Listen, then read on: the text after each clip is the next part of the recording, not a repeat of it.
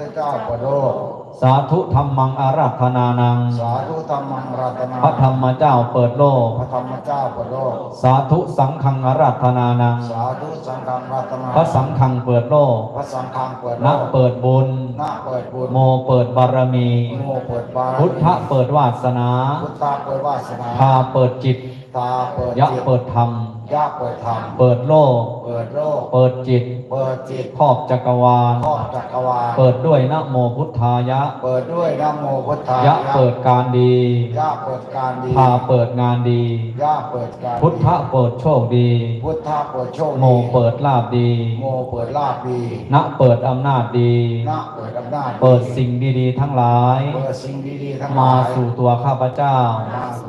พร้อมด้วยครอบครัวขอให้ครอบครัวด้วยยะถามุพุทโมนะด้วยยะถาพุทโมนะขออำนาจบารมีขออำนาจบารมีขององค์พระศรีรัตนตรัยขององค์พระศรีรัตนตรัยโปรดเชื่อมโยงบุญบารมีวาสนาบารมีญาณบารมีทั้งหลายทุกภพทุกชาติของข้าพเจ้าทั้งหลายจงมารวมกันณปัจจุบันชาตินี้และขอเบิกบุญบารมีทั้งหลายมาสู่ตัวข้าพเจ้าณการระบัดนี้เปิดโลกเปิดจิตเปิดธรรม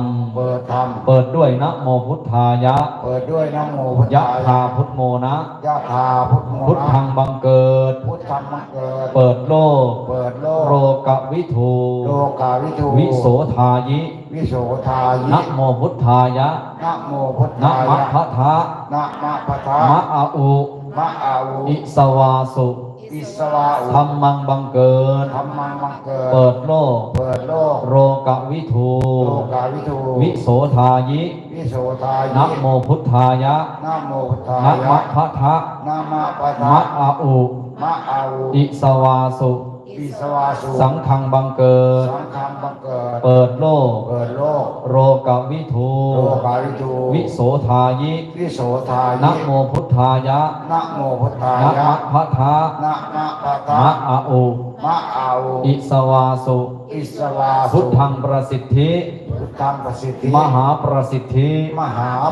ธัมมังประสิทธิมหาประสิทธิสังฆังประสิทธิมหาประสิทธิอธิษฐานเอาโยมสาธุเดี๋ยวขออนุญาตรับโทรศัพท์ก่อน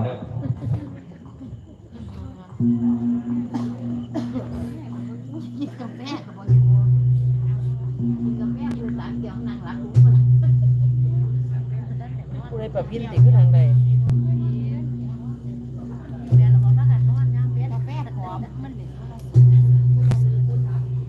เจสาเข้ามานะทุกคน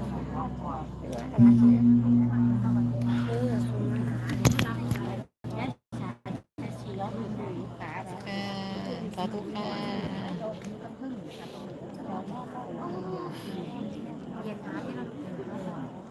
เป็นอย่างนี้นะคะแม่วัดสุการคน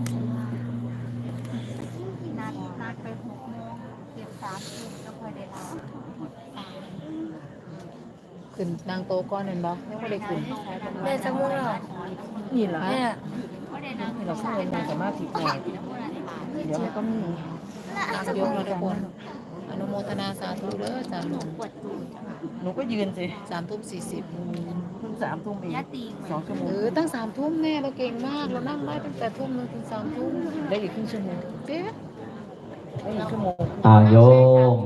ต่อเนาะทีนี้ยกแล้วค่ะทุกคนตั้งบาทกระแจงมากมันมาบ่เคยเมาแต่เสียใครว่าเมาตัวยืนบ่อยู่ตัวมัวกันยังเนสังสยังสุโคโนภะคะวันทาสัพพรายานะสัมปันโนทานะทานายานะภรสัมปันโนสัพพันธคามิเนปฏิปทาญาณสัมปันโนอเนกธาตุนานา